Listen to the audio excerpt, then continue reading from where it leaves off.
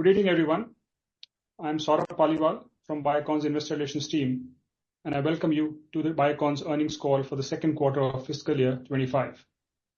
I would like to indicate that all participants will be in the listen-only mode, and there will be an opportunity for you to ask questions after the opening remarks conclude. Should you need to raise questions, please select the Raise Hand option under the Reactions tab of your Zoom application. We will call out your name and unmute your line to enable you to ask the question. While asking, please begin with your name and your organization. Please note that the chat box is disabled, but you can raise any technical concerns by sending us an email to investor.relations@biocon.com. I would like to bring to your attention that this conference call is being recorded. The recording will be available on our website within a day, and the transcript will be made available subsequently.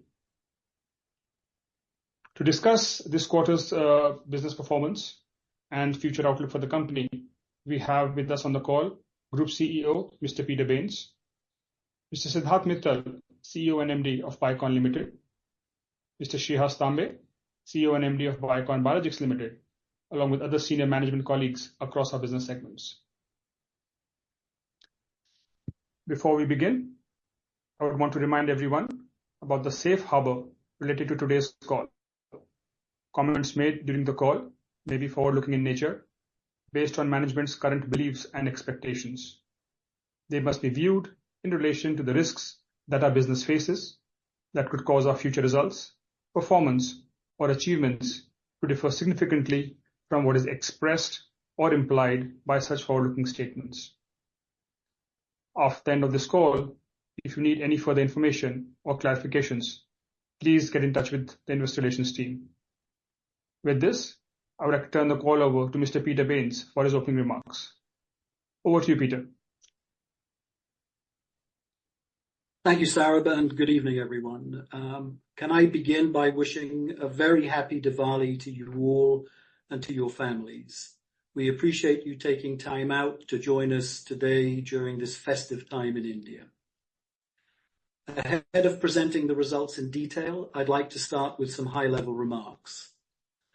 Led by reported operating revenue growth of 4%, but up 8% on a like-for-like basis after adjusting for revenues from the Indian branded formulation unit in Q2 the overall Biocon Group performance in Q2 has come in line with our expectations. While the biosimilars business reported healthy double-digit growth, overall performance has remained relatively muted due to continued pressures in the generic business and a marginal decline in Syngene's revenues. We maintain our outlook for a transition to accelerating growth in the second half of the fiscal year, with Syngene returning to growth, maintained momentum in our biosimilars business, and a recovery in generics in the latter part of the second half, driven by the launch of our first GLP-1 generic in the UK. A clear highlight for the quarter has been the highly successful refinancing of the long-term debt by Biocon Biologics through a bond issue and a new syndicated loan facility on improved terms. I will expand on this later when discussing the biosimilars business performance. Let me now move on to present the financial highlights for the quarter. At the group level, total revenue was 3,623 crore, a flat performance year-on-year and a degrowth of 21% quarter-over-quarter on a reported basis. However, total revenue grew 7% year-on-year and 3% sequentially on an adjusted like-for-like basis after excluding revenues from the divested BFI business and one-time income from Bicara in Q2 and one-time income from the Eris transaction in Q1 25. Revenue from operations was 3,590 crore, up 8% year-on-year, and at an adjusted basis 5% sequentially. As mentioned in my opening, this reflects a balance of performance at the segment level, where biosimilars revenue from operations grew 19% on an adjusted basis, 11% reported, while research services and generics saw year-on-year declines of 2% and 8% respectively. On a sequential basis, both research services and biosimilars recorded operating revenue growth, with Syngene growing 13% and biologics growing 5%, while generics declined by 5%. Group core EBITDA for the quarter stood at 992 crore, down 10% from last year and representing a core operating margin of 28%. Quarterly R&D investment spend stood at 200 crore, corresponding to 17% of revenues, excluding Syngene. Reported EBITDA for the quarter stood at 718 crore, with a margin of 20%. Profit before tax and exceptional items stood at 72 crore versus 238 last year, and reported net loss for the quarter was 16 crore on a higher tax basis, geographical split in profits and minority interest. Adjusting for exceptional items, the loss stands at 13 crores. Let me now turn to the business segment highlights and start with the generic business. Here, revenue from operations was 624 crore, a decline of 8% year-on-year and 5% sequentially as a result of maintained demand and pricing challenges and a planned facility shutdown. Core EBITDA for the quarter was 98 crore with a margin of 15%. R&D spends at 67 crore, representing 11% of segment revenues, was up by 14 crore for the same period last year, reflecting continued investment in our strategic peptide portfolio as well as other complex molecules. EBITDA for the quarter stood at 36 crore with a margin of 6%, reflecting lower core EBITDA and increased R&D investment seen during the quarter. Profit before tax for the quarter was a loss of 9 crore. Moving now to the business updates, let me start with business development. And here, our preparations and mobilization to address the global GLP market opportunity continue to build, and we were pleased to sign licensing agreements with two leading pharmaceutical companies in the Middle East and Brazil, respectively, for the commercialization of our GLP-1 products in these important regions. A key win during the quarter was securing a tender to supply everolimus tablets in a MOW market, with supplies expected to commence this quarter. On the regulatory front, there has been significant activity and progress, with 7 market filings, including 1 ANDA in the US, and we also received 6 approvals, including 2 ANDAs in the US, for sacubitril and valsartan tablets and daptomycin for injection, respectively. In September, the US FDA conducted GMP inspections at 2 of our API facilities, Site 1 and 2, both located in Bengaluru. These inspections resulted in the agency citing 3 and 4 observations, respectively. The company has responded to the observations with CAPA plans within the stipulated timelines for both inspections, and we await agency feedback. Earlier in June this year, our API sites in Vizag, sites 5 and 6, were inspected by the FDA. Both inspections have been successfully closed with the receipt of establishment inspection reports on both sites. While performance for the quarter has been muted, it's nonetheless consistent with our expectations and previous guidance and reflects the balance of continued pressure on our existing business, phasing of new products, and maintained investment in R&D to support pipeline delivery and, of course, especially for our peptides and our other complex products across both API and formulations. Looking ahead, we expect recovery in the generics in the second half of the fiscal year, and we expect this performance to build over the 2 quarters, driven by new launches, including the launch of liraglutide in the UK in Q3, as well as injectables such as micafungin and daptomycin in the United States.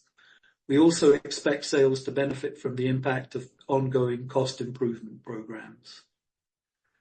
Moving now to our biosimilars vertical, where I'm pleased to report that Biocon Biologics continues to make good progress as it consolidates the acquired Viatris business and has delivered strong year-on-year growth, as well as achieving several key milestones in the quarter. In the United States, we continue to deliver strong performance across our product portfolio.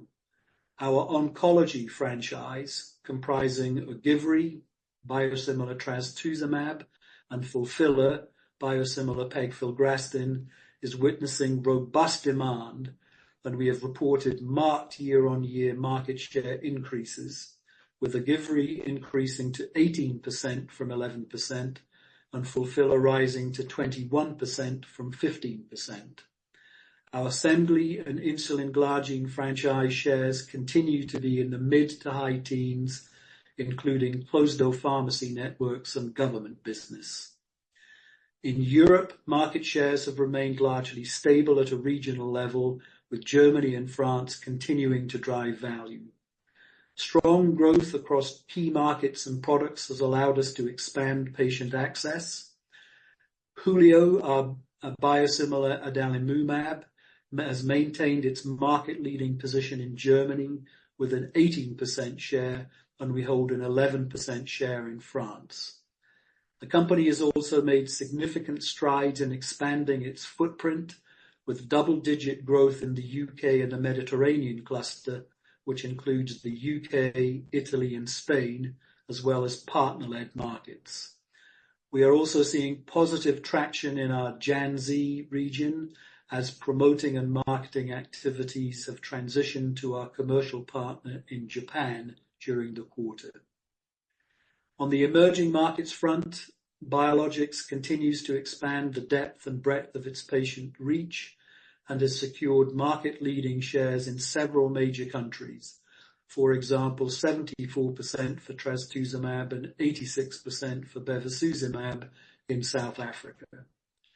We have seen strong demand for our insulin franchise, especially in Mexico, and for adalimumab and etanercept in Saudi Arabia. We also had 15 new launches this quarter in the AFMET and LATAM regions, including bevacizumab and pegfilgrastim in Saudi Arabia. These new launches will be a key driver of growth going forward, and we've also seen an uptick in market shares across our self-led markets, which are a strategic priority for us. Now coming to the financials for the quarter. Biosimilar revenue from operations was 2,182 crores, up 11% on a reported basis, but 19% on a like-for-like basis, adjusting for revenues in Q2 from the branded formulations unit in India. This growth translated into a core EBITDA of 691 crore, growing 5% year-on-year and with a healthy margin of 32%. Reported EBITDA was 469 crore, which grew 4% and delivered a margin of 21%. Adjusting for the forex impact of the appreciation of the Japanese yen against the US dollar, EBITDA was 550 crore with a margin of 25%, reflecting the strong underlying profitability of the core business. We continue to invest in our pipeline with R&D spends at 6% of revenue to drive our mid and long-term growth ambitions. As mentioned in my opening remarks, a key highlight during the quarter was the successful refinancing by Biocon Biologics of the $1.1 billion or 9,347 crore in long-term debt through a combination of a US dollar-denominated 800 million bond issue and a new syndicated loan facility on improved terms. This strategic financing has significantly strengthened Biocon Biologics' midterm financial foundations and will help improve its liquidity profile, provide enhanced financial flexibility, and improve the opportunity to reinvest cash from operations into the business to drive growth. The bond was listed on the Singapore Stock Exchange and was the first US dollar-denominated bond issue by any pharmaceutical company in the Asia-Pacific region, and the largest high-yield debut bond issuance from India over the last decade. The issuance was 3 times oversubscribed and witnessed robust participation from marquee global investors, a testament to BBL's investor confidence in its growth potential. On the regulatory front, I am pleased to share that the US FDA has classified Biocon Biologics' drug substance facility at Biocon campus, Site 1 in Bengaluru, as a voluntary action initiated VAI. This inspection was held in February 24 and pertains to the supplies of RH insulin drug substance to the United States. The US FDA also conducted GMP inspection at Biocon Biologics' insulins manufacturing facility in Malaysia in September this year. This included several biologics manufacturing units and supporting infrastructure such as quality labs and warehouses. There were no observations related to data integrity, systemic deficiencies, or quality oversight at any of the units. We've submitted a comprehensive CAPA plan to the agency, and we're confident of addressing these observations expeditiously. We do not expect the outcome of these inspections to impact commercial supplies of existing products. On regulatory filings, I'm pleased to share that the European Medicines Agency, the EMA, has validated our regulatory filing for denosumab, and we are now on track to complete filings in several other markets later this year. In August, Biocon Biologics signed a settlement and license agreement with Janssen and J&J that clears the way to commercialize Yesintek, our biosimilar ustekinumab, in Europe, the United Kingdom, Canada, and Japan upon regulatory approval. Looking ahead, we remain focused on consolidating the business and leveraging our vertically integrated model and expanding global footprint to drive value for the organization. Our priority is working with the FDA to address their observations at our Bengaluru and Malaysia facilities, which would pave the way for several new launches in the US in the near term. These new launches, coupled with product launches in other geographies, will serve as the key growth catalyst for both revenue and margins. Turning now to Syngene, our research services unit. Syngene's performance for the quarter was broadly flat, again in line with both our expectations and previous guidance. Revenue from operations was down 2% on a year-on-year basis, but grew sequentially by 13% to 891 crore. Reported EBITDA was down 5% to 261 crore, with an EBITDA margin of 29%. Profit before tax at 137 crore was down 13% from last year. The performance in the second quarter was driven by return to growth in research services, which benefited from multiple pilot projects in discovery services for both large and mid-sized biopharma clients, looking at China alternatives, as well as sustained performance from the dedicated centers. There are early positive signs of recovery in discovery services, with healthy interest from clients and increased RFPs or requests for proposals and on-site visits. Syngene successfully concluded over 60 audits in the first 6 months of the year, representing an increase of 36% as compared to the same period last year. Syngene continues to add capacity and capabilities in discovery services at its Bengaluru and its Hyderabad campuses in areas such as antibody conjugates, peptides, and oligonucleotides. In development and manufacturing services, Syngene continued to see good traction in its biologics business and early-stage process development projects in its small molecules business. Delivery of both the early-stage projects and the pilot projects has been strong, which provides Syngene with now a solid foundation for the future growth. The repurposing of the biologics manufacturing facility acquired in December last year remains on track to commence operations in the second half of this fiscal.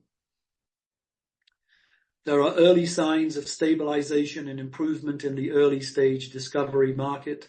There is momentum building from the pilots, and with a strong third quarter underway, Syngene remains on track to deliver within its guidance range for the full year. Turning briefly to novel molecules, I'm very pleased to report that Bicara Therapeutics, US-based clinical stage biotechnology company in which Biocon has a minority shareholding, successfully closed its initial public offering, its IPO, in September this year and raised gross proceeds totaling USD 362 million. On its IPO, Biocon's stake in Bicara was diluted to 10.7%. I will conclude now by saying that while the group's financial performance for the quarter and the half year has been relatively muted, we reiterate our guidance of a transition to acceleration and growth through the second half of the fiscal year. Business and operational trends are pointing in the right direction in Syngene. Robust momentum is being maintained in biosimilars, and new product launches are coming into line of sight for our generics business. We are looking forward to an improved second half. With this, I'd like to open the floor now to the Q&A session.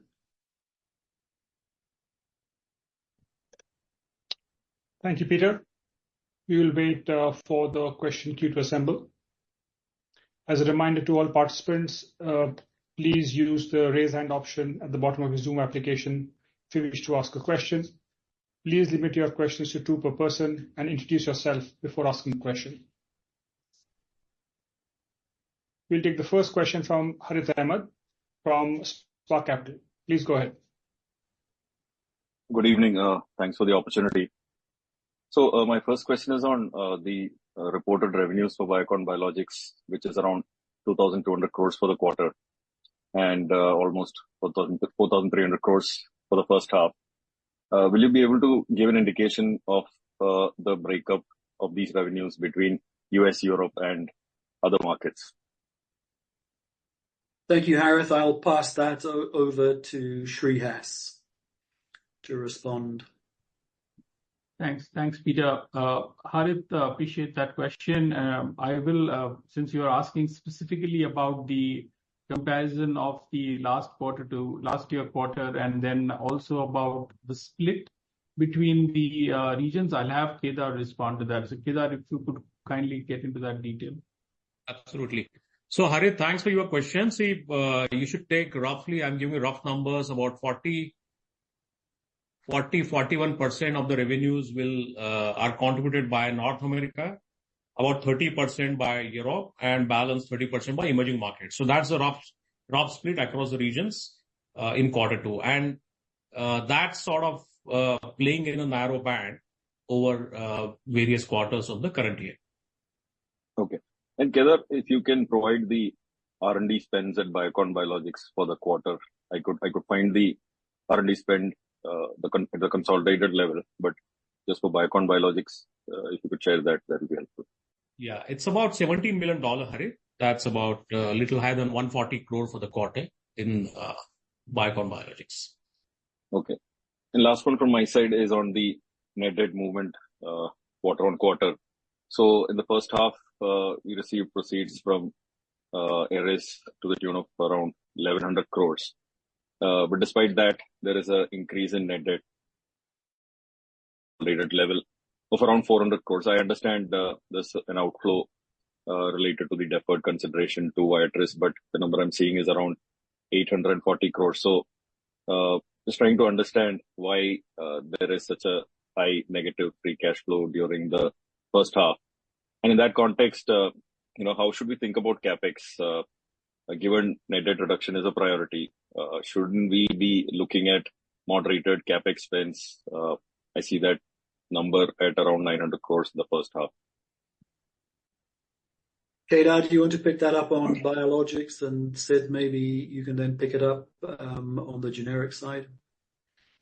Yeah, I mean, the biologics net debt was tracking roughly 1.3 billion till now. And as of 30th September, it's lower than that by about $50 million. So I think the biologics net debt has improved. And capex stays in the zone of about 90 to 100 million for this year. And that in half of that is for maintenance capex, half of that is on expansion for our insulin capacity in Malaysia, which has a strong business case considering the demand and pricing points that we have in all our global markets. So I think the capex for us remains at that zone, at a predictable zone. But for the group, maybe Siddharth or Peter, you can call. Thank you. So I think at the group level, if you look at March 24, the net debt was 1.35 billion, which has gone up to 1.4 billion dollars. There's also some reclassification of debt from long term to short term.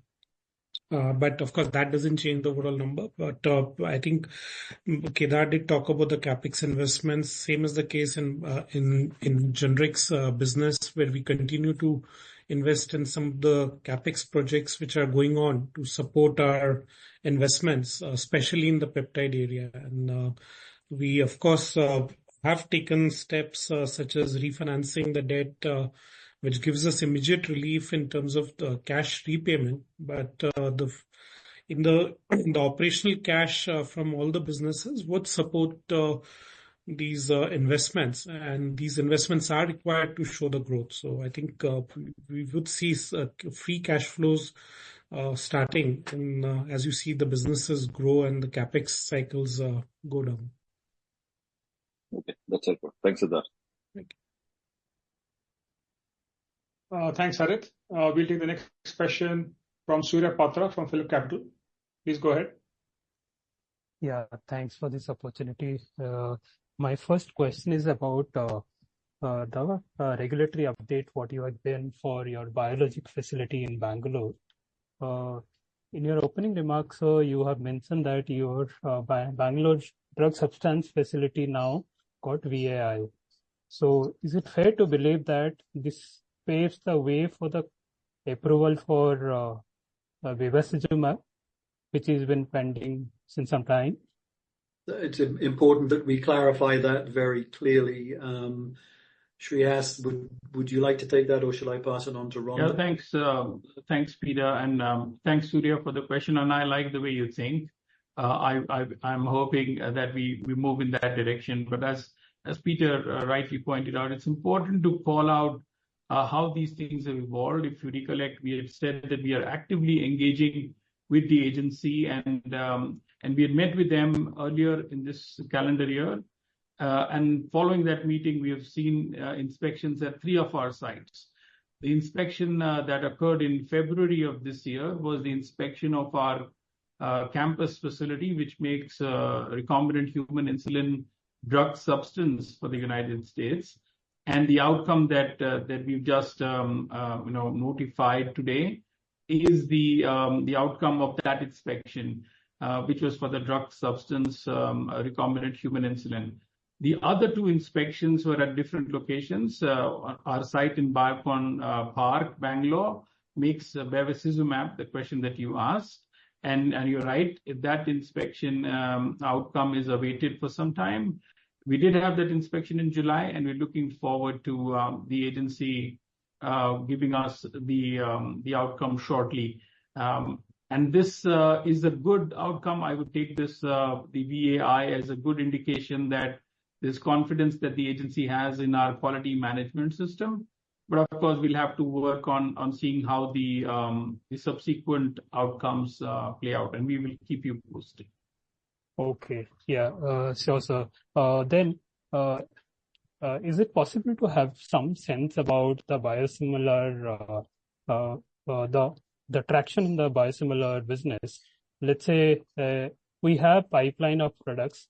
We have already the aspart as well as bevacizumab that has been pending since some time, and now even the Stelara biosimilar that is also we have settled for commercialization sometime in the fourth quarter this year, and I think so given that, what kind of a traction that one can anticipate, or what are the key catalysts, let's say, if not in the next 6 months or 1 year, let's say 3-year timeline, if you consider FY27 as the kind of target year, what are the key catalysts for your biosimilar business that you do believe? Thank you, sir. That's a wide-ranging question, and one that I think we'll be very pleased to answer based on the visibility of the pipeline that we have, and an outlook in that time frame that would enable us to look at potentially 5 product launches coming up in the near to midterm. You've picked on some, but Shreehas, perhaps you can expand a little bit more on that in that time frame. Thanks, Peter. And Surya, you're absolutely right. You pointed out 3 products that are awaiting approval. That's in the very, very short term. We've a couple of more products in the horizon that you talked about. We are progressing very well, and I think the opportunity ahead of us is very exciting. We do not see any other biosimilar for aspart at this point in time. We've said in the past as well that the agency has clearly given an indication that there is no outstanding question on the science or the dossier at this point in time on aspart. So once we get past the inspection, we look forward to launching that product and bringing it to those in the United States. But it's important to point out that these products, both the aspart and bevacizumab, have been approved by all other agencies, and we continue to grow market share for bevacizumab in Europe. So we are very excited about the oncology franchise in general, and we're looking to add bevacizumab to our oncology franchise in the United States as well. Stelara, as you have pointed out, the biosimilar that we've developed, we are looking to be in the first wave of products that we launch in Q4 of this year. And once we have the FDA outcome, which we are expecting it to be positive, we will be looking to launch that product, and it is a sizable opportunity again. So these 3 are, I would say, very near term. Following this are the 2 other products that you just referred to. One would be denosumab, where we announced today in Peter's opening remarks, he talked about the fact that EMA has validated our submission, and we should be in a position to be there at the time of market formation. So I think that is really going to be putting us in a very strong position and driving growth for us in Europe. Likewise, you have aflibercept, which we will be looking to launch in mid of next year in Canada, even as we work through the process in the United States. So clearly, over the next 3 or 4 years, like you've outlined just now, till 27, we have 5 or more products that are coming on. And let's not forget, there are several more geographies that we will bring these products to. So clearly, a very exciting time ahead for Biocon Biologics. Sure, sir. With your permission, just can I ask 2 more clarifications? One to Kedar. Kedar, if you can just clarify, what is the kind of finance cost for the newly added debt? That is one. And regards the bevacizumab in the Europe, what is the target market size in Europe for bevacizumab? These 2 clarifications I just wanted. Yeah, maybe Shreehas, you can take the Beva question, and then I can answer the finance. We'll get back to you, Surya, specifically with the market opportunity on Europe specifically, but it's a sizable opportunity which we will we'll get back to you offline on this. Sure. Maybe we can respond on the cost of the. Yeah. So Surya, we have issued the bonds with a 5-year tenure, and the coupon is about 6.67% to be paid semi-annually. That's the 800 million component of the whole 1.1 billion refinancing. For the balance 300 million, it's linked to SOFR. We have a spread of about 175 basis point. And both these initiatives are lower than what we would have paid on the current acquisition debt.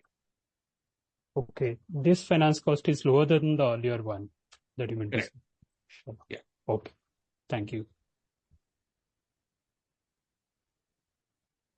Thank you, Surya. Yeah. We'll take the next question from Neha Manpuria from Bank of America. Yeah, thanks for taking my question. My first question is on the margin for BBL. We've seen a pretty decent improvement in BBL margins quarter on quarter, particularly given we've seen a significant market share expansion also. So is it fair to assume that a lot of this market share expansion hasn't come at the cost of, lower pricing? Could you give us some color on, the margins for BBL and how we should be thinking about full year core margins? Yeah, so maybe I can go and then Shreyas, you can add. Sorry, Peter, you're saying something? No. Go ahead, Kedar. I was going to hand it over. No, Neha, I was just saying that we have been trending our EBITDA margins between 22 to 25%, depending upon the product mix and the SG&A pattern in each quarter. In the SG&A, the manning spend for the first 2 quarters is equal to what we spend in quarter 4 of last fiscal. Which means what? Which means the increments impact we have been able to absorb through efficiencies in the manning. That is one. Outside manning cost, we are lower than the average of the Q2, Q3 and Q4 of last fiscal by more than 15%, which means the integration costs, consulting and many other spends that we have had, we have been able to optimize as we are running the business fully in our hands, right? So these are the 2 things we have done on the SG&A. On the gross profit, you are right that we have not seen too much of an impact. And you could conclude that the growth has not come at the cost of pricing. And to some extent, whatever price erosion that we had estimated, that has played out to that extent, not more. So I would leave it there. But as an impact of all of this, the EBITDA margins are trending at that range. And there is no specific guidance that we want to give at this point of time. But considering the business is stable and the mix of geographies and products stays at the current level, we are likely to sort of operate in that zone. Understood, Kedar. My second question is on aflibercept. Given that, the outcome of Amgen's patent litigation and a likely launch at risk, how does this impact the market opportunity for us when depending obviously on our patent litigation outcome, but any thoughts there? Shreyas, if you Yeah. pick it up. Thanks, Peter. Thanks, Neha. I think clearly, we are watching this space as you are with a lot of interest, and clearly we wouldn't want to speculate what a competitor would do and whether they would or wouldn't do. So at this point in time, we clearly look at some of the developments that are occurring in this space. It's a very attractive, interesting opportunity. It's close to $9+ billion in sales, in innovator sales.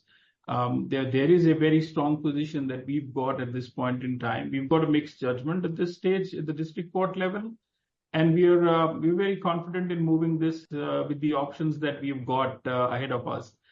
There's obviously going to be the other developments that will keep happening around us, but it just tells you that there is a possibility that these things can be worked around, and there will be a possibility where there could be an opportunity for all players.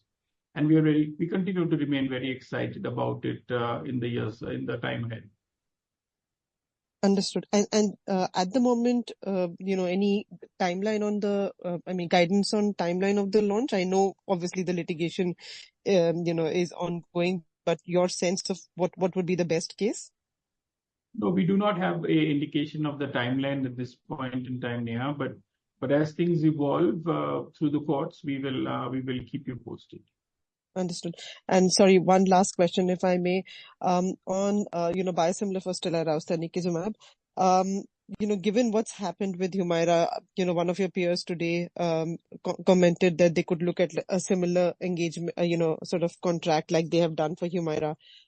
Does that make the opportunity for Stelara tough in terms of us being able to get market share, when we launch the biosimilar? Or do you think there's some lessons we've learned from, the Humira market formation that probably makes Stelara a little bit easier for us?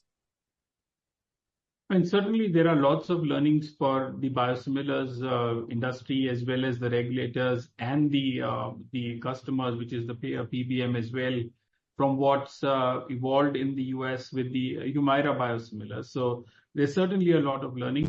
We've had our share of learnings as well. We continue to watch this closely, and there will be learnings as well as we go along with new products. We have a very high quality product and a very strong commercial engine in the United States. We've been very successful in the medical benefit space, as you can see when Peter presented in his opening remarks, the market shares that we've got over the course of the last 1 year, where all the products that we've brought to the market, both in the medical benefit space and in the pharmacy benefit space, are close to a fifth, and some of them now trending towards a fourth of the market, which is a very sizable gain in terms of market share. So some of these things will evolve. Stelara biosimilars will fall in the same pharmacy benefit space as the Humira biosimilars. And we will be certainly looking to see how to play that game and how to win there. So this will evolve over time, yeah. But is it fair to assume that we'll probably get better market share than, what's happened in Humira, as a starting point? That will always be the hope, certainly. Okay, thank you so much. Thank you, Neha. We'll take the next question from Damayanti Kerai from HSBC. Hi, am I audible? Yes. Okay, thank you. Thank you for the opportunity. So my first question is on Humira biosimilar, adalimumab. So some recent industry reports suggest that biosimilar share in the market has picked up to 20% plus compared to, say, low single-digit market share 6 months back. But that happened mainly on the Cordibis arrangement. So just want to understand how market is evolving. What are you hearing from payers, etc.? Because earlier I understand you mentioned market will open up significantly starting next year, and then maybe you see much better pickup. But whatever, I guess, market share gain we have seen so far, that has gone to Cordibis. So for a player like Biocon, what are the expectations there in terms of market share gain? Perhaps, Matt, you can answer that question for Damayanti. Yeah, thanks for the question around that. Remember, as the timing with these payers in the United States, you're starting to see a progress in regards to Humira now not becoming the sole focus with the payers. So we're anticipating that as you see the private labelers coming in, like you talked about Cordibis, we are seeing opportunities as we go into the next formulary opportunity where they're discontinuing or not being favorable to Humira. This puts Biocon in a unique position where we have contracts already in place. Don't want to forget that. And Humira is not on there. We're seeing success where Humira is not part of the formulary and Biocon Biologics are there. We're seeing uptick and we're seeing nice market share when this is happening. So as we go into 1/1/25, as we go into 1/1/25 calendar, or even in through July of 25, you're going to start to see the market open up, I believe, more for products like ourselves. And remember, we're multi-channel faceted. It's not just commercial. There's also the Medicare, Medicaid. So we are seeing payers reaching out directly to us as they come up on their formulary rebids. And we believe we're well positioned because of how we're established with our current sales force, our partners, and the ability to be able to capture that as we go into our next fiscal year. Thank you for the question.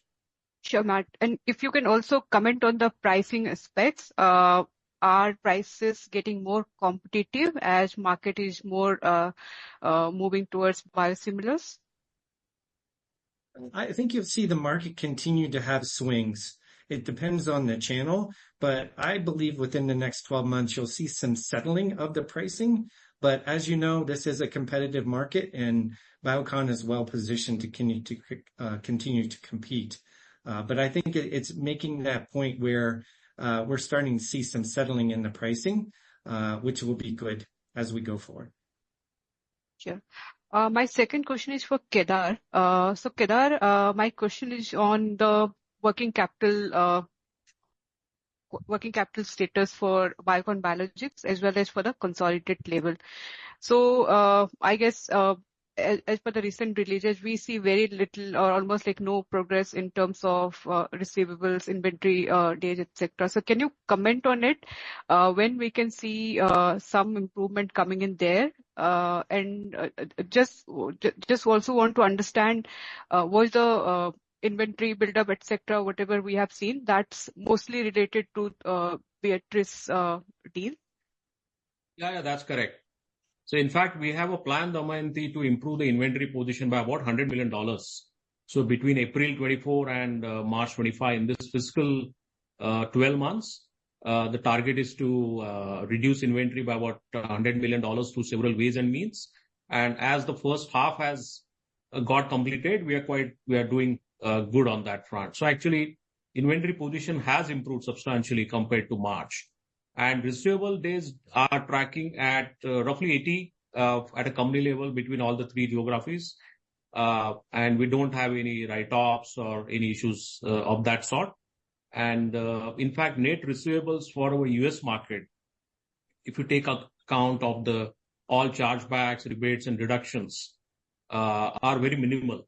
So if you adjust the gross receivables with chargebacks, rebates, and other deductions, the net investment that we make in receivables for the US market is very minimal, actually. So overall working capital situation, in fact, is healthy. And offline, I think we can chat and I can take you through some of the numbers. Sure. But between both inventory, receivables, and payables, there is a significant improvement that we are seeing, and we'll continue on this path. Sure. And like one last question from my end. Again, I think during the current quarter results, you mentioned you booked around $260 million exceptional income, which is related to liquidation of some inventory and then reversal of provision, which you have taken in last fiscal year. So of the remaining provision, how much of that can further see any liquidation, or what do you think on the provisions which you have already created in there? Yeah. So if you recollect, last year in December quarter, we had created about $28 million of provision under exceptional category because that inventory came during the acquisition. And out of that, about $3 million we have liquidated this quarter. And underlying activity for packaging, relabeling, moving it to other markets, that is on at a very brisk pace. I won't be able to give you one specific number, but we are focused on ensuring that eventually there are no write-offs or we don't have to destroy that inventory. And as you go forward in December or March quarter, you'll see some numbers getting booked in the same exceptional line. But focus is there. And as I mentioned, the underlying activity on moving it to different markets with different label, all that is continuing with actually a specific mini project of its own. Okay, sure, Kedar. That's helpful. Thank you. Thank you, Damayanti. We'll take the next question from Palak Shah. Please go ahead.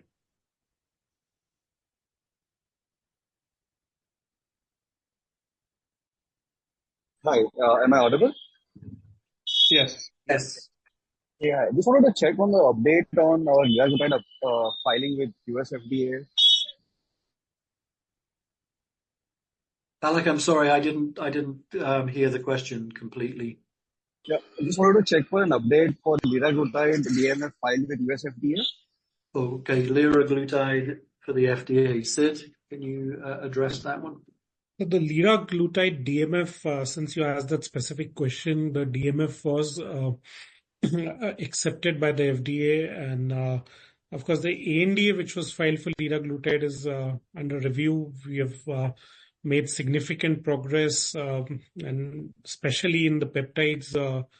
The key aspect that the FDA looks at is the API, and the API sufficiency letter or the DMF sufficiency letter is clearly a big win for us, where they have accepted the API impurities and the characterization. And as far as the drug product is concerned, they've this product was also filed from Biocon Biologics injectable facility, for which, as we've discussed earlier, we are awaiting inspection outcome and the classification, and we expect the approval sometime in the next calendar year.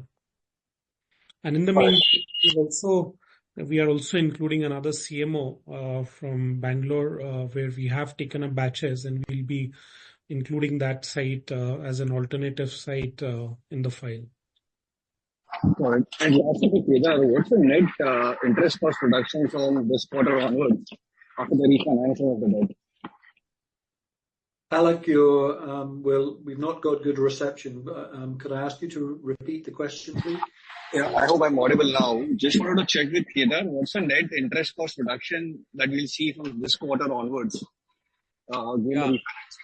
Yeah. So the existing date, acquisition date, was variable linked, and the refinance date is fixed for the bonds portion and variable for the the syndicated facility.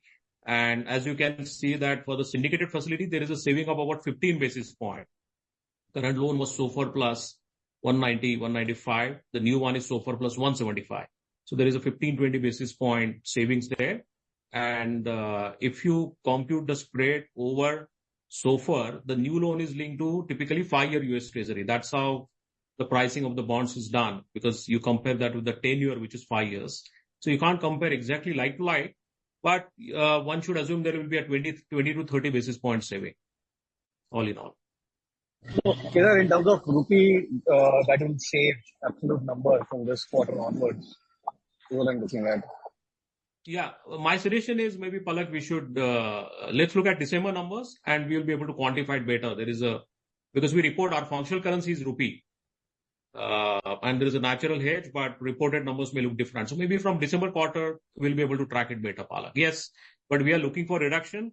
Another thing we have been able to do, Palak, is the issuance costs, the debt issuance costs have come down as well. From the existing facility versus the new refinancing that we have been able to do. Sure, Kedar. Wish very happy festive season to go ahead. Thank you so much. Thank you, and very happy Diwali to you as well, Palak. Thank you. Thank you, Palak. We'll take the next question from Amesh Alke. Please go ahead.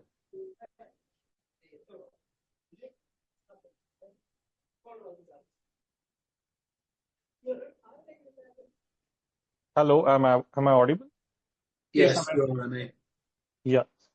Thank you for taking my question. So, first question I have is, there have been studies in the US that says that the difference between the interchangeable biosimilars and the normal biosimilars, or the non-interchangeable ones, in terms of clinical outcome is not significantly different.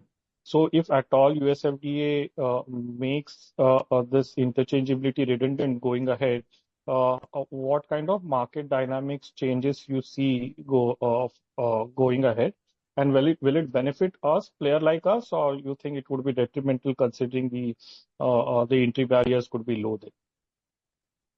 Thank you, Amy. I think the directional answer there can be seen through the lens of Europe, but let me ask Shreehas to pick that up with regard to the focus on the United States.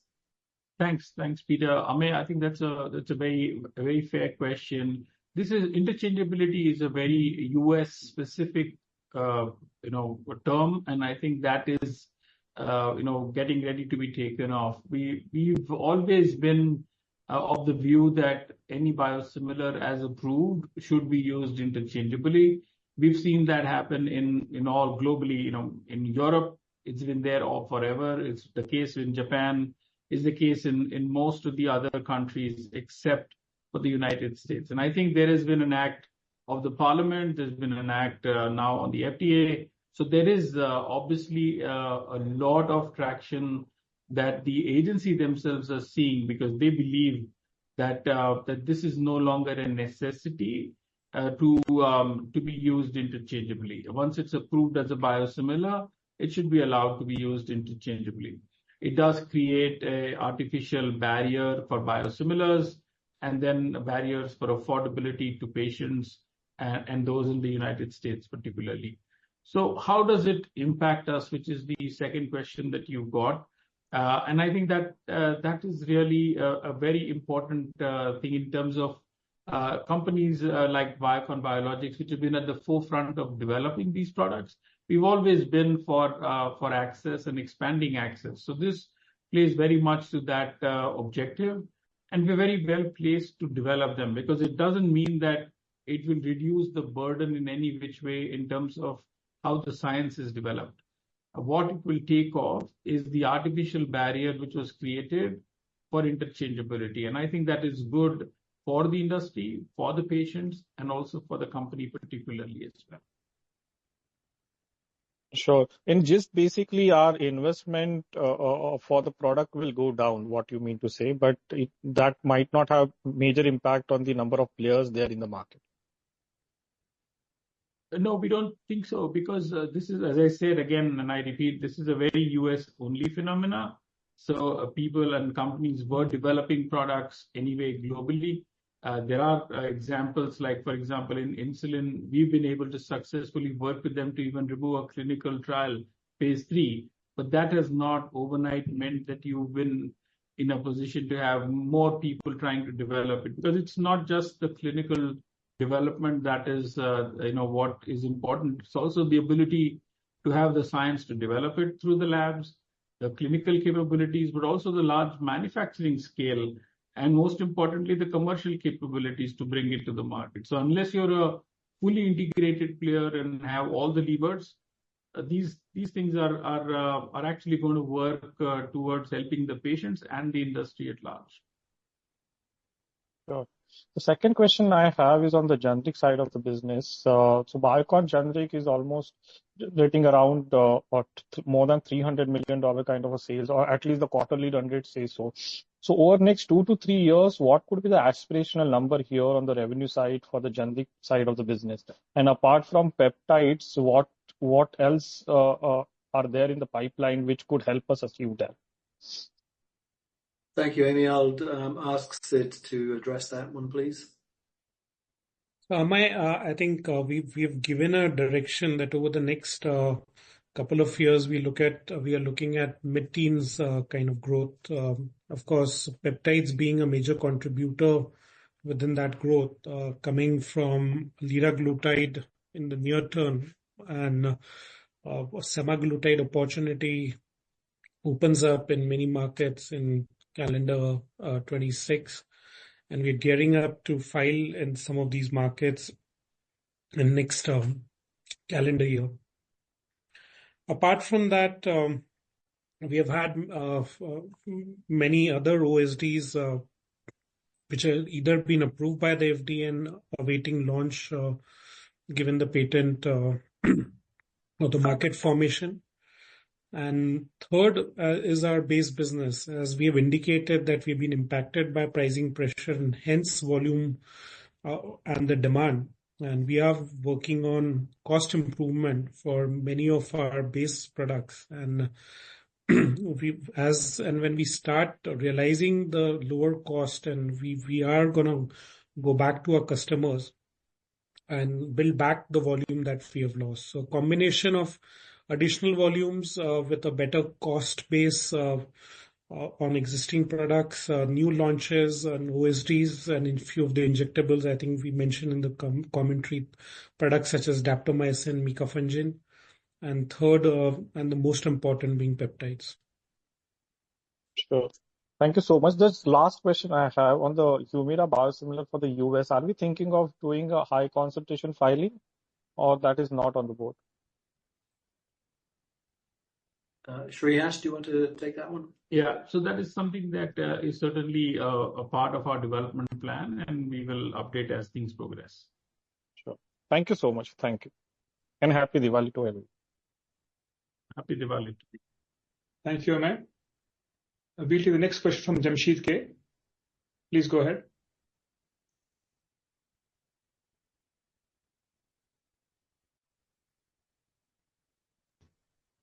Jamshed, your line is open.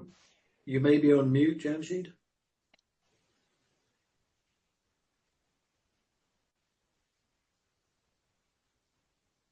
Maybe we can come back to Jamshed, Saurabh. Peter. Am I audible? Yes, you are now, Jamshed. Yes, you are. Yeah, thank you for taking up my question. So, first of all, like regarding Stelara Biosimilars, I know you have a settlement agreement in the last August regarding the launch in EU, Canada, and UK. So, at this point of time, can you please provide any launch guidance in the respective territories like EU, Canada, and UK? Yes, I think I touched on that in the commentary, but Shreehas, maybe you can build on it. Yeah, Peter, thanks for that, but I didn't quite hear the full question. I think what is it that you are looking for, Jamshed, in US, Canada, and Europe? Yeah, yes. Jamshed, can you clarify once again? What's your question? Yeah, sure. Can you please provide any light on the launch guidance or launch timelines on EU, Canada? Launch timelines. Okay, I think the launch timelines in this case, so we've been able to secure a launch upon approval timelines on these countries. So as soon as we secure approval, Jamshed, we will be looking to bring these products to market. So I think we've been able to negotiate a very good position. And we've already said what our launch date in the United States is going to be. Okay. Yeah, one more question. So we can see the originator Janssen has already different SKUs like pre-filled pen and pre-filled syringes. So at this point of time, did you have any plan of developing the pre-filled pen or some auto-injector devices for the same? I mean, for Ustagrama biosimilars? We've always believed in developing whatever is the product that we believe will be the dominant or the large share of the market. To our understanding at this point in time, Stelara in an auto injector is not a product that they've launched, or maybe if they have, then it's a much smaller market share in some markets. But we, of course, have the capability to develop all of it, and we will do that as and when that is needed. Oh, okay, thank you. But one last thing, I know it is very early to ask, so if you can provide any rough timeline for the auto-injector device? Rough timeline of what, Jamshed? Sorry, I lost you again. Like launch timeline for the auto-injector device, if you are developing like a rough, I know it's too early, but just... So we will develop this and launch it as needed. So we don't necessarily have a restriction on being able to launch the device or not. So if we do get a device, we will be in a position to launch it. Okay. Yeah. Thank you. And happy Diwali. Happy Diwali, Jamshed. Thank you for your questions. We'll take the next question from Neeraj Jain. Please go ahead. Hello. Can you hear me? Yes, we can. Neeraj. So my questions are regarding the pegfilgrastim market. So I would like to understand from the management, what are the ASP and competitive trends they see because of the aggressive pricing policy taken by Amgen for Neulasta. And number two, so recently one of your main competitors have been facing supply chain issues. So has it worked in favor of Biocon, that whether we have been able to take some market share because of the issues facing the competitor? Thank you, Neeraj. I think I'll hand that to Matt to address, please. Yeah, sure. Thank you for the question. Just to give you the definition around ASP, as ASP declines for others, it doesn't affect other manufacturers. So it's the reverse of what you would think in the Part D, the retail side. On the ASP, you control the ASP based on your rebates. And how it's then reimbursed, the ASP matters to the prescriber. So you first get contracts with the payers, then the prescribers look at the ASP, and the ASP favorability from the prescriber standpoint, because the way they're reimbursed, the highest one or the one that's the most that high, or the category in which there's other players on that higher ASP, becomes something then that the healthcare provider would consider more than something that's declining. So in this market, your ASP is individually to you as the manufacturer. So as others rebate or the ASP declines, it does not affect Biocon. And I think that's why you're seeing a lot of favorability, as Peter and Shrihas both explained, in regards to our market share. Our ASP continues to be a strategic initiative for us, and not just lowering it, but understanding the profitability and how it impacts the market. As it relates to the secondary question, could you repeat that? I didn't quite hear the second part of it. Sorry. Yeah, sure. So one of your main competitors in this market has been facing supply chain issues. So, like my point was that whether it has worked in our favor. Yeah, look, we're well positioned. Certainly, as other manufacturers have issues, we're here to supply. And certainly, as they continue to report that they're having these issues, we're getting more and more customers reaching out to us. So Biocon's well positioned and ready to fulfill those orders. And certainly you're seeing our market share tick up. A lot of that's through our strategy. But as the competitor continues to have those issues, we're in a great position to capture more additional share at the right price points. Thank you for the question. Okay, thank you. That's it. Thank you, Neeraj. We'll take the next question from Naman Bagrecha. Please go ahead.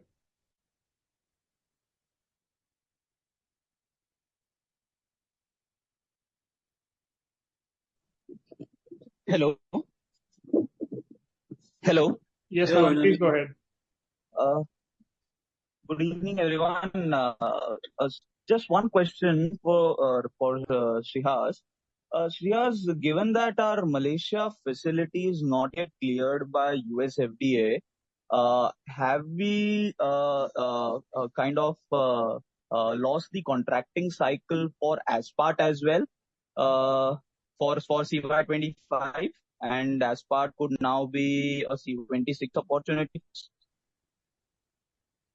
So at this point in time, we are still looking to see at what time we get that approval. The two things to remember, Naman. One is the contracting cycle, as you rightly pointed out, will be in that July to October time frame. So certainly that is, it is coming towards the end of that time, horizon that you look for the subsequent calendar year. But the important piece to remember is that there isn't any other biosimilar for Aspart at this point in time.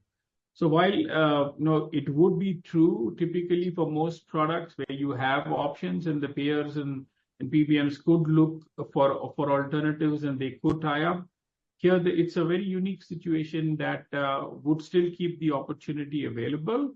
It may not be the full year if it is a little delayed, but it does create an opportunity for us to reach out to customers to see if there is an interest, and to our understanding at this point, there's a lot of interest in looking at biosimilar Aspart at whatever time it gets approved. So yes, we are, and we continue to remain excited about it. We're actually looking forward to seeing the approval coming through as soon as possible. Okay, but let's say the approval, now we are in October, 30th October. So if it comes, let's say 2 days, given that, Malaysia facility also needs to get cleared, but this opportunity will be CY26, right? No, I think what I was saying is you would do it for 24, July through October, for 1/1/25 through December 2025. And given that you are at the end of it, you would probably then miss out if you had competition. Okay. But given that Aspart, you don't have any other biosimilar, even if you are outside of that window, you will have some opportunity in 2025 also, assuming you get that approval, soon. Okay, can you help me in terms of, let's say, timelines? I mean, in terms of what would be your best case scenario? By when can we, get the facility cleared? And once the facility is cleared, how many weeks or months will it take for us to launch the product? Yeah, I mean, it's a great question. It's a little bit of a exercise in hypothetical number at this time, because we can't really speak on behalf of the agency. There are, of course, defined framework in terms of how the agency operates. We have, responded to all the observations. As you know, we were given a OAI status earlier this year, and the inspection was conducted. So we have responded to that. And the CAPAs are with them because they came back for an inspection.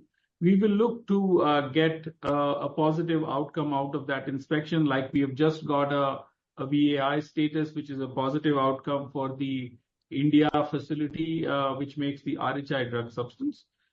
Hoping that we get a similar outcome in Malaysia as well. It would then allow us to respond to the CRL and then get the agency to approve it, because that was the only open item that was outstanding at this point. So it's a little bit of an exercise, as I said, in the hypothetical, but we will be talking about a few months, not several quarters in the mix, if the approval is right. Okay. Thanks. And one question to Sid. If you could provide me the net debt number, I missed in the your earlier comments. Net debt for Biocon Concall, including the structure that we had done, and similarly the net debt for Biocon Biologics, if you could please. So the net debt at the group is $1.4 billion, and Biologics as of September is $1.27 billion. Okay. Thanks a lot. Happy Diwali to all of you again. Thanks. Thank you, Naman. We'll take the next question from Tushar Manudhane from Motilal Oswal. Yeah, am I audible? Yes, Tushar. Yeah. I joined late, so maybe this question will be repeating. Just wanted to understand this. As far as Biocon Biologics, the core EBITDA margin has improved, let's say, quarter-over-quarter. So if you could throw some light there first. Sure, Tushar. We did cover it, but Kedar, maybe you can explain again, please. Yeah. So Tushar, it will be difficult to point one specific reason for the improvement in core EBITDA. As you know, core EBITDA is a derivative of your geography mix, your product mix, your pricing strategies, your inventory movements and things like that. So I think it's still in the zone. It's about 32%, like what we highlighted on the slide. So I think it's still in the zone. And despite improvement in core EBITDA and subsequently reduction in R&D, we see the EBITDA margin still lower quarter-over-quarter. So yeah, so the OPEX which has increased, say quarter-over-quarter, is that the number to look for on an ongoing basis as far as Biocon Biologics? Tushar. So OPEX is part of core EBITDA in the sense that core EBITDA reported is after the OPEX. So that is not a reason. I think you should adjust the yen related mark-to-market loss that we had to book this quarter because of a sudden and sharp appreciation in the dollar yen, which, by the way, after September has weakened again. So some of the mark-to-market that we have booked might potentially reverse, but obviously we won't be able to quantify that now. But if you adjust that, we are at 25% EBITDA, Tushar. Understood. Yeah, that's it from me. Okay. Thank you. Thank you, Tushar. We'll do the next question from Yash Darak. Please go ahead.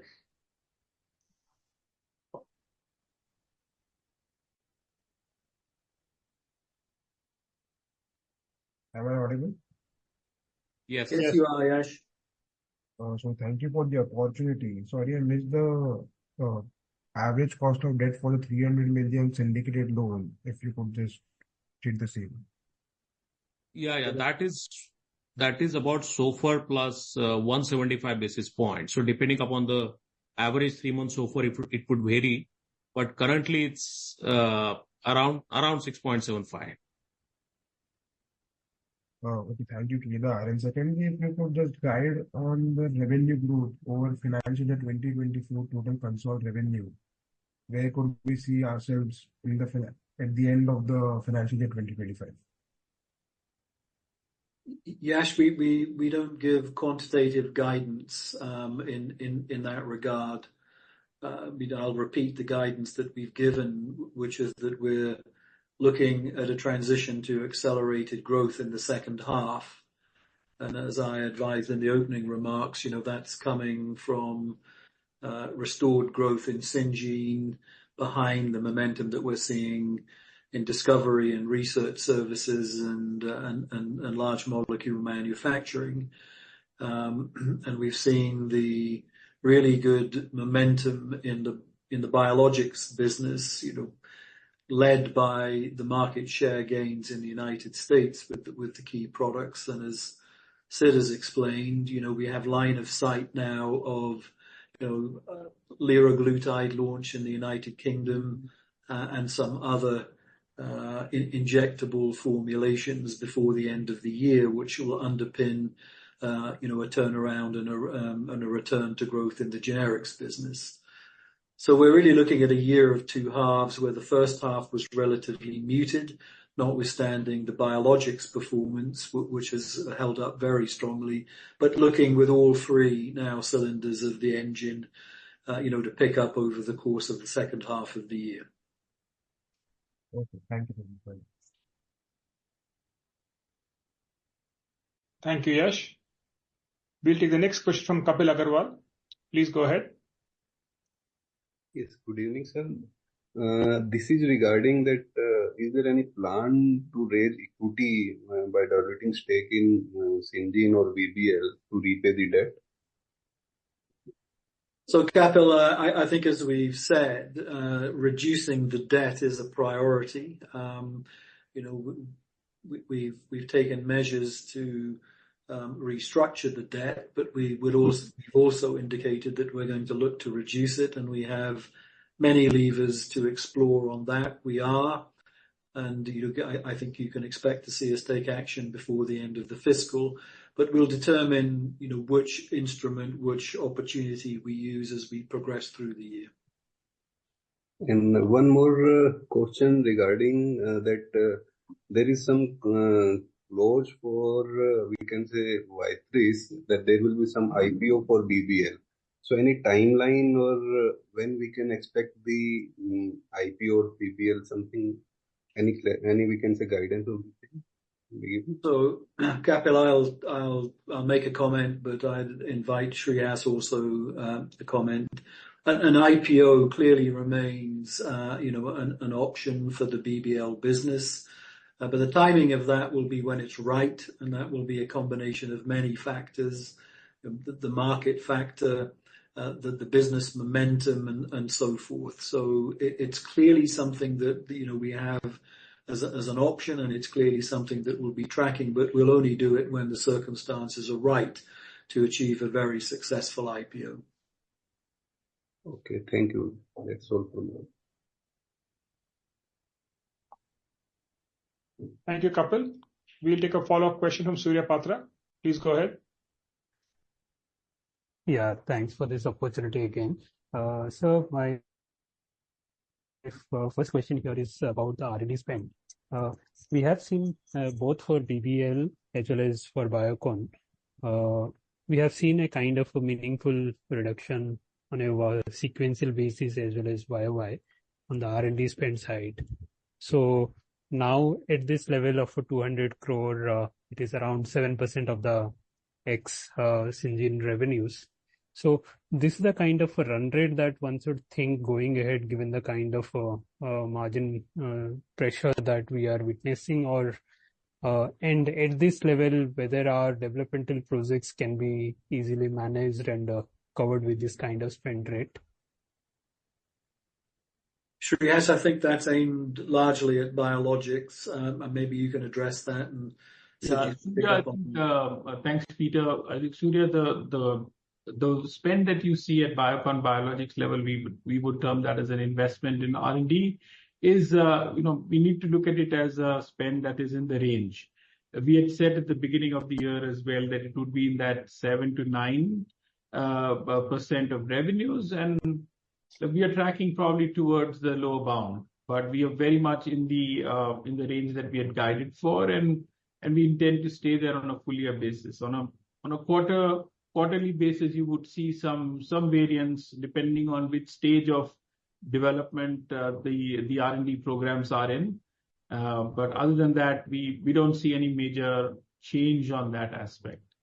And since I have you back on the line, we looked up the numbers on the European opportunity for bevacizumab, and that's about $1.2 billion as reported by independent databases. Just closing that piece as well. Sure. Yeah. Sorry, let me also just add a point of emphasis to Srihas's response. It's important to understand that R&D spend is not a constant. It's a reflection of the investment behind assets at different phases of their development, and not all phases carry the same cost. So it's perfectly natural for R&D spend to move within a range as you build and evolve and progress your pipeline. So as Srihas said, we would expect our R&D spend in biologics to work within that kind of a range, 6% to 9%. Sure. Yeah. My second question and last question is about the generic small molecule business. So here, in fact, we used to have when we have been only focusing more about APIs, we have been seeing a kind of decent margins there. Of late, we have seen a kind of a moderation there. So while we are anticipating a kind of mid-teens growth, led by various initiatives that we are taking. So how should we think about the profitability and the margin trending, let's say, over the next 1 or 2 year period? In fact, we are now having integrated operation, both API as well as formulation in the market like US and all. Despite that, the profitability or the margin profile has squeezed in the recent period. So any outlook or sense on this would be helpful, sir. Surya, of course, profitability has been impacted by the pricing pressure, as we have indicated in the past and also during the quarter. As you can see that the majority of our revenues are coming from US, unlike many other competing companies, where it's well spread out to other geographical parts of the world, including India, which is a branded business with high margins. But we are quite dependent on the US at this time, and that's why we keep emphasizing on our regional expansion that over a period of time, we would have revenues come from other parts of the world. Now, coming back to US, yes, we continue to see pricing pressure, both on our formulation business as well as API, which are being sold to the US customers who are also facing pressure. Now, we do expect, as I had addressed earlier, some of the cost improvement plan, the benefits of these starting to realize, which will not only allow us to regain some of the lost business, but also improve the profitability on the existing products. Plus the new launches, of course, it is all finally dependent on the competition, that the products that we launch, if it's highly competitive, the margins are going to be probably on an average similar level as current margins. But if we do have less competition for some of the molecules that we're going to launch, then we could see a margin improvement. But directionally, the revenue growth that I indicated will come with better margins, but will be difficult to quantify that what those margins would be, given there are still many variables out there. Okay. So just one more question about your earlier response to the similar point. that you have indicated about cost optimization program for this peptide products, which will benefit. So here, what is the kind of a competitive situation that you are anticipating here? And that is one. And secondly, on the new tacrolimus facility, what is the update and what is the kind of a ramp up, when the real ramp up that one should anticipate and expect? We just got the approval from the European regulator sometime back. We also got the EIR from FDA, and we are currently maxed out in Bangalore as far as the tacrolimus is concerned. So we would be catering to additional volume from Vizag. We are talking to various customers. We have also secured new customer contracts where once the customers' ANDAs are updated, we will start supplying products. And tacrolimus is not the only product. There will be other immunosuppressants which will be manufactured in Vizag. So that's all part of the mid-teens kind of growth which I indicated. It's all factored in there. Of course, nothing in the near term because we just got the EIR and our customers are updating their ANDAs. So for meaningful revenues to start, it would be more end of next half or more in FY26. As far as the competitive landscape is concerned, the market is still forming up. We are looking at few approvals which are already in the public domain in Europe. There's only one approval other than the authorized generic in the US. I think it'll be quite speculative for me to say how things would be because there's still some time for the launch, especially in the European countries, and we'll have to see how the market pans out there. Sure, sir. Thank you. Thank you, Surya. We are coming towards the end of the call. So we'll take, please, I'll request the balance participants, which are two, to please keep their questions short. We'll take the next question from Namel Dahiya. Please go ahead. Thank you. Thank you, Mr. Paliwal. Can you hear me? Yes. Can you hear me? Yeah. Thank you, Mr. Paliwal, for the question. The management would very kindly agree that Biocon has been probably one of the greatest wealth destroyers over the last 5 years for the investors.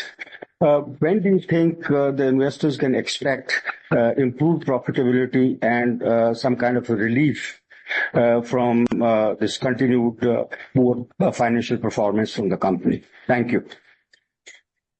I'll start that. Thank you, Mr. Daya. Obviously we wouldn't agree with you. We've been investing behind building what we believe can become very globally competitive businesses. Syngene has already established that credential with the acquisition of Viatris and the consolidation of that business. We're in the top 5 in the monoclonal antibodies. And the generic business, while small, has achieved very significant market shares in its chosen areas. Of course, we understand the financial pressures, that we're under, and we're working on that. And of course, we keep in mind, our investors and the desire that we have, to give them, a very competitive return on that investment. Of course, we realize we have much more to do to deliver on that, but I want to assure you that we are all working to that end.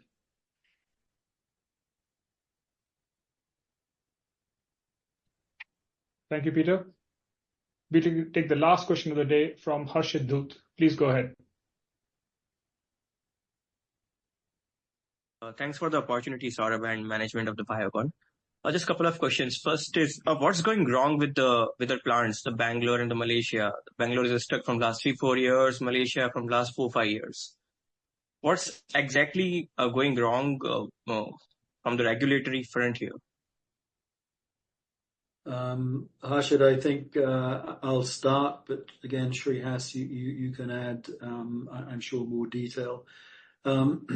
Well, clearly, what's not right at the moment are the two CRLs, and we've given quite extensive explanations of the characterization of those, the responses that we've put in, and the work we're doing with the United States FDA, to progress that to a satisfactory conclusion. But I think it would be, it would be proper to say there's a lot that's still right in those facilities. I mean, we have comprehensive approvals from many other agencies and have had, over very many years.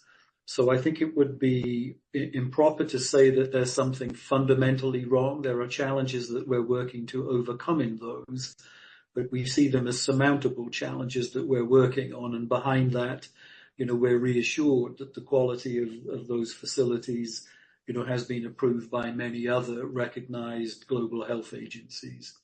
Shrihas, you may want to build on that. No, Peter, I think you summarized it well. And Harshit, I think Peter's response is quite holistic. There are several agencies around the world who continue to approve the facility. There's a lot of confidence in the quality management system overall. And even for the United States, we continue to supply product from these very facilities. As the market shares that we talked about, these come from the very facilities that we are discussing. So I agree with Peter when he says that there's nothing fundamentally off here. We've never had any of these systemic non-compliance issues. But the fact is, we acknowledge that we have to get over the hump, and we are working very hard to do that. We met with the agency. We had a very transparent conversation with them. And you're seeing that there have been inspections which have followed, which had stopped post-COVID. And we've been able to accelerate that. We will have to work with them collaboratively, which we are doing. And we believe that we will find success. We believe the first one with the India campus site for the RH drug substance, the recombinant human drug substance, is a good beginning, a good start. It brings in some confidence. And we're looking forward to see how we can build on that. But we will continue to work with the agency. We're confident that success will eventually be ours sooner than later. Shreyas, every year we get some convincing argument from the management regarding the clearance of the plants. But we know that we are getting approvals from other agencies, but main opportunity lies in US FDA, right? It's a long time, So how should we get the confidence here? So a little bit of flavor here. I think it's yes, US is a large opportunity and a large market, but Europe is a large opportunity and a large market too. And so I wouldn't discount the others. That is not to say that the US is not important, and we continue to work on it. Our revenue split, which Kedar explained to you, is more or less evenly split, with US being at 40, the other two geographies at roughly 30% each, broadly speaking. But the US is important. And regardless of that, I think, as I said, Harshit, it is not about every year we hear this. It is more about every inspection we learn something. Aseptic processing is something that the agency has looked at very differently post-COVID. We are working with them to see how best we can address it. We've brought in global consultants to do that. We've also brought in folks and experts who used to work for the agency at some point in time, to see how we can better adapt to that learning. I know it can be frustrating and it can be very, very difficult sometimes to see how these things evolve. Believe me, it's very frustrating for us as well. But we are committed to this, and we will continue to work with it before, make sure that we get to that finish line sooner than later. Yeah, because the main story lies for the Biocon biologics business in these only, because anyways, we are still struggling to ramp up the market share in the Humira also. So let's see when we will get the clearance of these plants. And second question is on the generics part, Siddharth. You said the liraglutide filing, sacubitril valsartan. So if I'm not wrong, everyone is chasing the liraglutide, right? And probably in every market. So how big this opportunity can be? And the second thing, for the sacubitril valsartan, are we manufacturing API on our own, or are we buying it from someone else? So let me answer the second one first. Yes, we are manufacturing the API on our own and as also the formulation. We, of course, buy the intermediates separately from our KSM vendors, including valsartan, which we buy. Coming to your first point, liraglutide is still a global $3 billion opportunity. Of course, there's a huge shift of patients to semaglutide, which is almost now 40-50 billion, between 40 and $50 billion opportunity. As far as lira is concerned, what you see today is not what we believe is the true representative of the demand, because it's not fully serviced, given the focus has moved to semaglutide, and we definitely see with generics coming in an opportunity to expand the volume at the right price. And as far as what you said, that everybody's chasing this market, but very few have been able to get the approval. I think Peter did allude to the fact that our success was seen when we were the first company to get the approval for generic liraglutide in the UK, and that was the first liraglutide approved as generic product anywhere in the world, in any major market. And I had also mentioned that we got our DMF sufficiency letter in the US, which was again the first company to receive so. There have been many other filers in the US who had filed way ahead of us, and they have not been able to achieve this landmark. So we definitely think we are very well positioned. We are also one of the very few vertically integrated company on the peptides. We do our API both through recombinant route and synthetic route. We do our own formulation, and we of course have vendors who have designed different devices for us. So we are very well positioned to capture the opportunity. But again, I think the whole investment in peptides is what we should look at broadly, because this is 3 billion small, but in the years to come, there are many, many more attractive opportunities which open up. Okay, thanks. Thank you, Harshit. That was the last question for this call. I thank you all for joining us today. If you have any further questions or need clarifications, please do get in touch with us. With this, I'd like to wish everyone a very happy Diwali to you all and to your families, and we will see you next quarter. Have a good night. Happy Diwali, everyone.